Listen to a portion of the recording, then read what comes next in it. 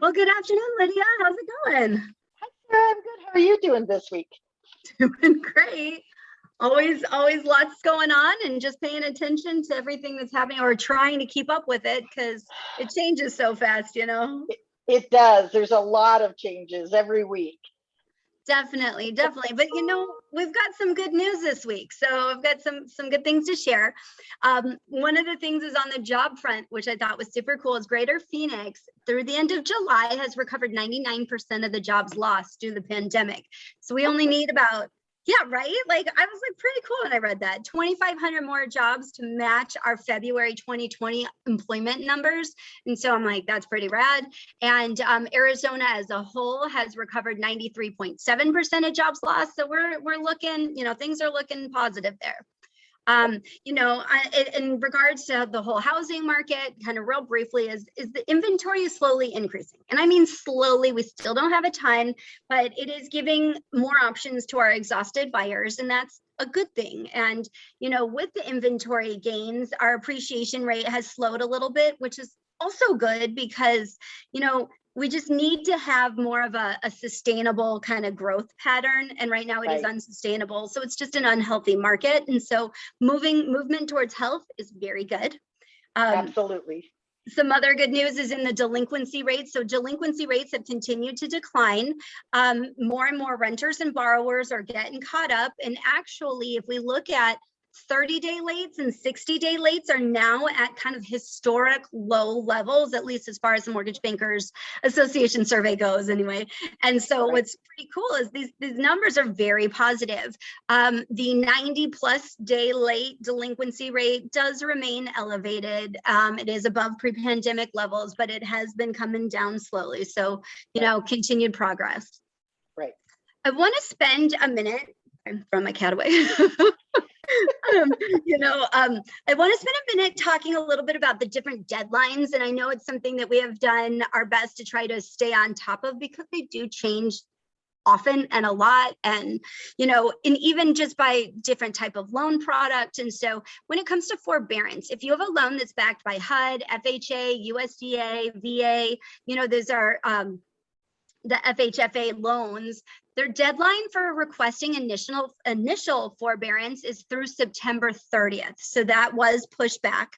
If you have a Fannie or Freddie loan, they removed any deadline for requesting initial forbearance. So, you know, there are ways, and we can post different ways on here of how can you find out what, you know, who backs your loan. And then some of the other forbearance lenders and programs, those did go away. So, you know, that's why it's kind of, you want to track depending on what is the particular situation of the, you know, the borrower in question.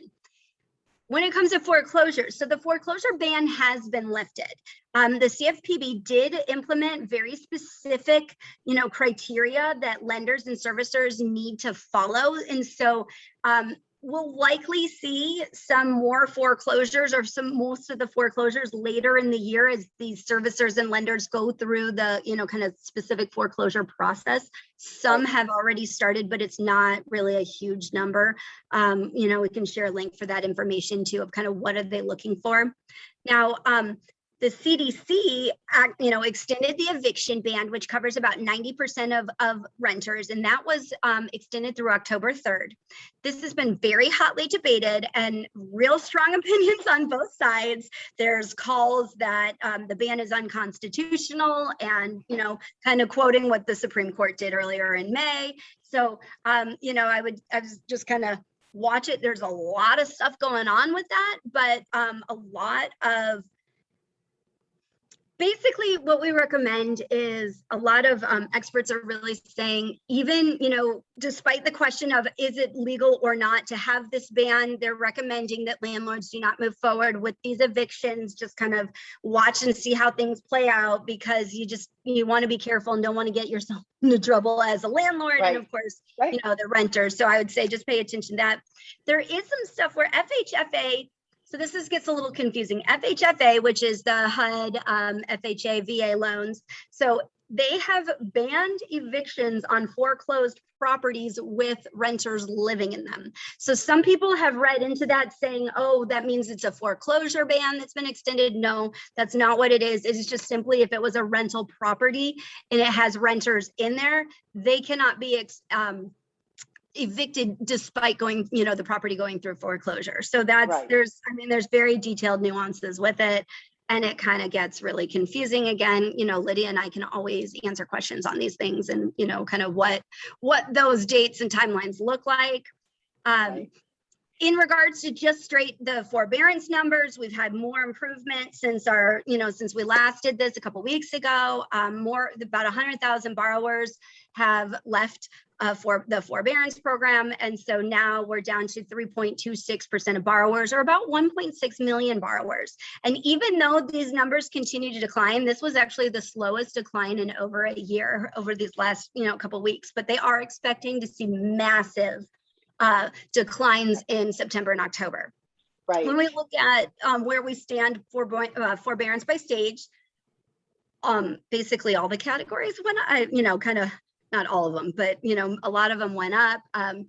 10% of loans in forbearance are in their initial stage. And so that is an increase from 2 weeks ago. The extension that has actually declined a little bit, 82.3% are on extension and 7.7% are reentries. And that number has increased. When we look at the people that have left their forbearance plan since June 1st through about August 15th, 42.7% of those borrowers continued making their payments, got caught up on exiting, or paid off the loan when they, upon exit. So we're looking at a really nice chunk of them. Then others may have got, deed in lieu or negotiate loan mod, stuff like that. But then the real number that we like to pay attention to, and this number has actually increased, it went from 15.7% to 16.1%. And this group is those that exited forbearance, still late on their payments without a loss mitigation plan in place. These are going to be the borrowers that need the most guidance and most help, Right. recognizing that they do have options, to not be homeless, Right. It's like that's the bottom line. Yeah, and I think too with those, it's all about education. So I'm not Definitely. saying that they aren't having trouble, but maybe they don't know. You don't know what you don't know. So maybe they don't know that they had to have an exit strategy prior to getting out, or maybe they didn't realize that they could make some payments if they got a job. If something happened and they were able to get a job, or find a different job, or got back onto the job that they had. Because really the whole thing about forbearances is it was really intended for those people that got furloughed and laid off.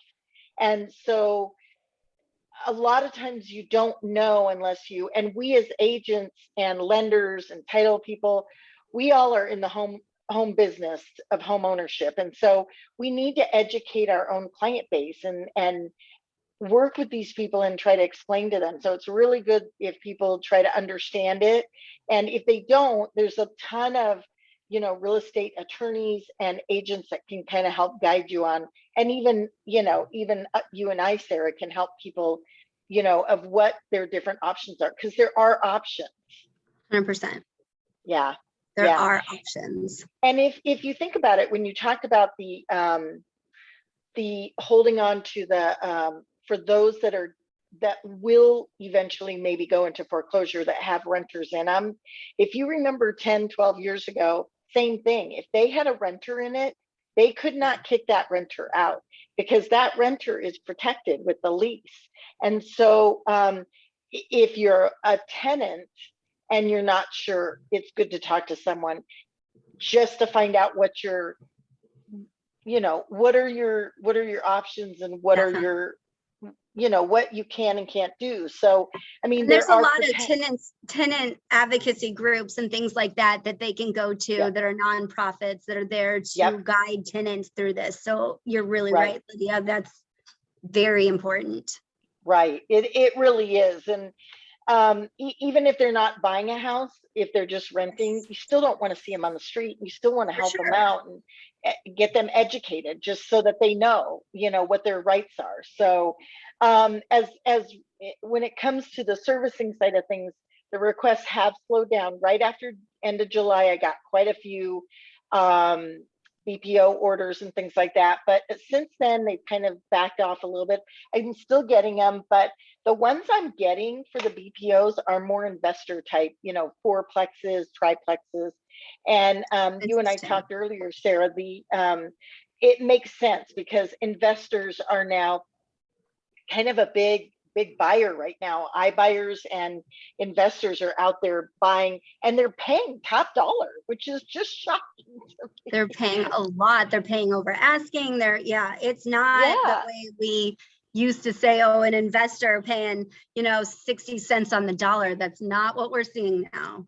Yeah. So if you are a fix and flipper, it's really hard to find those types of properties now, just because they just don't exist in the market that we currently have. So but as the next few months, as we go into the last quarter of the year, we will definitely have a lot more information to talk about when it comes to strategic ways of getting out of your house and how to keep some of that equity, because the ultimate goal is to try to keep as much equity as you can, or stay in your home and be able to pay off your the forbearance money that I had a conversation with someone this last week that didn't understand.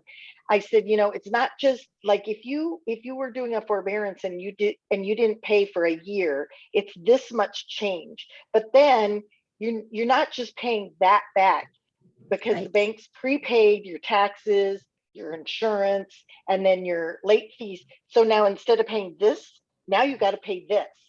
And Right. that's what homeowners don't understand.